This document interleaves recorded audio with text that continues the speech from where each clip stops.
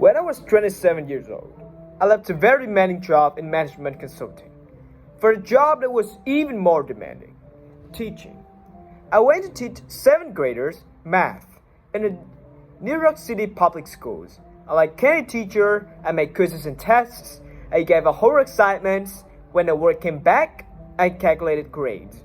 What struck me was that IQ was not the only difference between my best and my worst students.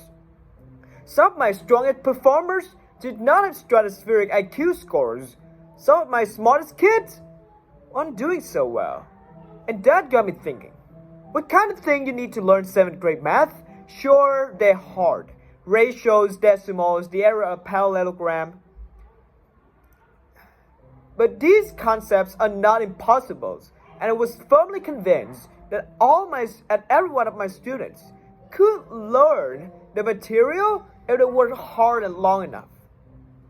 After several more years of teaching, I came to the conclusion that what we need in education is a much better understanding of students and learning from a motivational perspective, from a psychological perspective.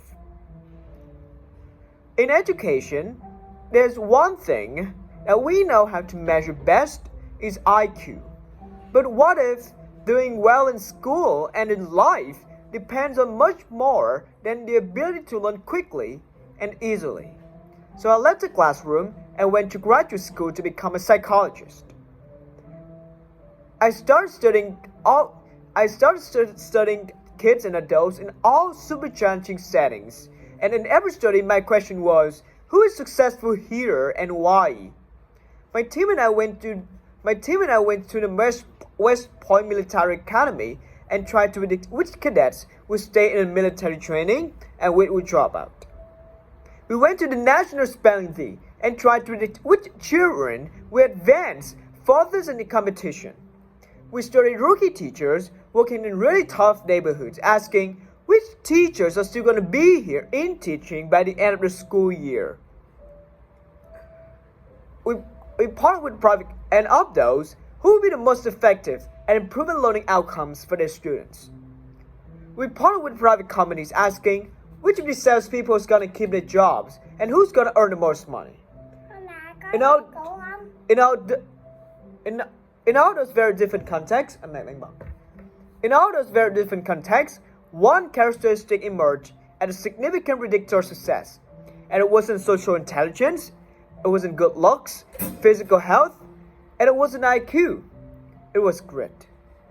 Grit is passion and perseverance for very long-term goals.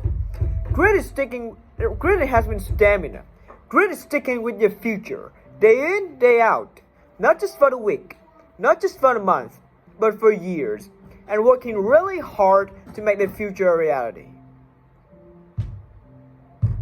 Grit is living a life like it's a marathon, not a sprint. A few years ago, I started studying grit in the Chicago public schools, and I asked thousands of high school juniors to take grit questionnaires, and then waited around more than a year to see who would graduate. Turns out that gritted kids were significantly to graduate, even when I matched them on every characteristic I could measure.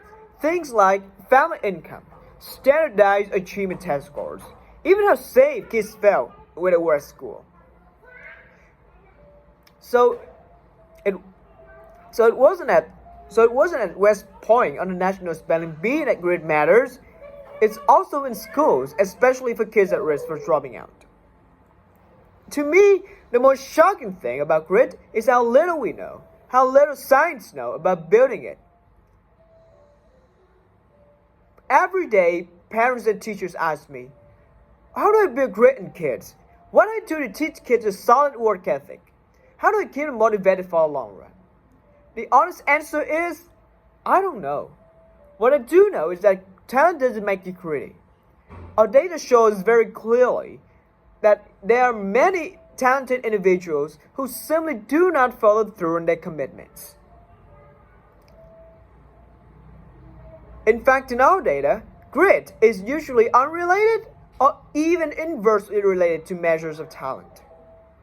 For me, So far, the best idea I've heard about building grit in kids is something called growth mindset.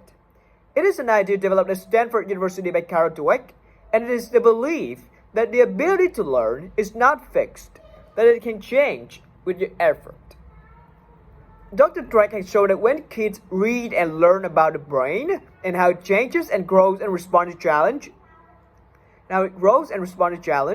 they are much more likely to persevere when they fail because they don't believe that failure is a permanent condition. So growth mindset is a great idea for building grit. But we need more. And that's where I'm going to end my remarks, because that's where we are. That's the works that stands before us. We need to take our best ideas, our strongest intuitions, and we need to test them. We need to measure whether we've been successful, and we have to be willing to fail, to be wrong, to start over again with lessons learned. In other words, we need to be gritty about getting our kids grittier. Thank you.